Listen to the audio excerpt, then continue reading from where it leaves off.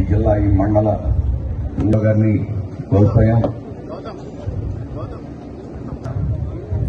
Committee సామాన్య రామారావు గారు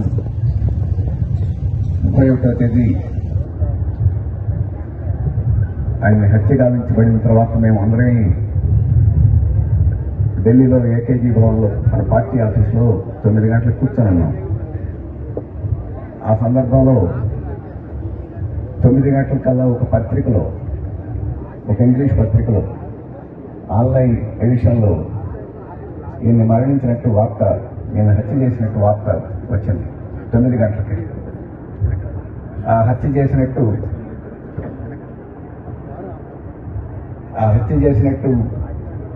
ఆ వార్తలో ఆయన్ని కొంతమంది అగంతకులు గొంతు కోసి చంపినట్టుగా వార్త ఉంది. ఇంకా హత్య జరిగి ఇంకా నలుగురికి తెలియకముందే ఒక పత్రికలో వచ్చి ప్రింట్ అయ్యి ఆ ఢిల్లీలో మాకు తెలిసి ఇక్కడ కత్తిపోట్లకు గురై ఆయన మరణిస్తే గొంతు కోసి చనిపోయాడని చెప్పేసి మాకు తెలియడం అంటే ఆ వార్త కూడా ముందే రాసుకొని పత్రిక ఇచ్చినట్టు కనపడుతుంది. హత్య చేయాలని నిర్ణయించుకొని కుట్ర చేసి అంతా పథకం రూపొందించుకొని అది జరిగిపోయినట్టుగా భావించి వాళ్ళు ఏ రకంగా చంపాలనుకున్నారో కూడా దాన్ని అంతటిని చిత్రీకరించుకొని వార్త ఇచ్చినట్టు కనపడుతుంది మాకు అక్కడ చూస్తే.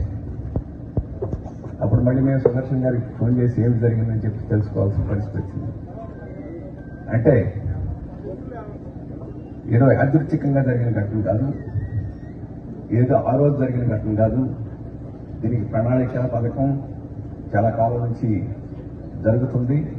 ఇక్కడ వచ్చి ఘటన జరిగిన తీరు చూసినా కానీ ఆ రకంగా జరుగుతుంది. చేయాలని చెప్పేసి ఖమ్మం జిల్లాలో మళ్లీ కూడా తీసుకుంటున్న ఉద్యమాన్ని దెబ్బతీయాలని చెప్పేసి చేసిన కుట్ర తప్ప ఇది మామూలు హత్య కాదని చెప్పేసి భావించి తన పాలికి గురే ఒక ప్రకటన చేసింది. కమిటీ సామాన్య రామారావు గారిని హత్య చేయడం దుర్మార్గం, ఖండిస్తున్నాం, వెంటనే చర్యలు తీసుకోవాలని చెప్పేసి కేంద్ర కమిటీ నుంచే ఒక ప్రకటన చేశాం.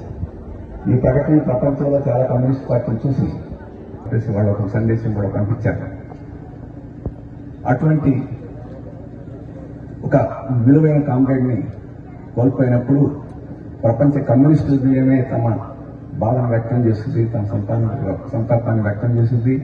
అందుకని ఏ మూల ఉన్నాం, ఏ దేశంలో ఉన్నాం, ఏ ప్రాంతంలో ఉన్నాం, ఏ భాష వాళ్ళని చెప్పేసేది కాదు. మనం అందరం ప్రజల కోసం ఉన్నాం, కార్మికుల కోసం ఉన్నాం, కష్టజీవుల కోసం ఉన్నాం.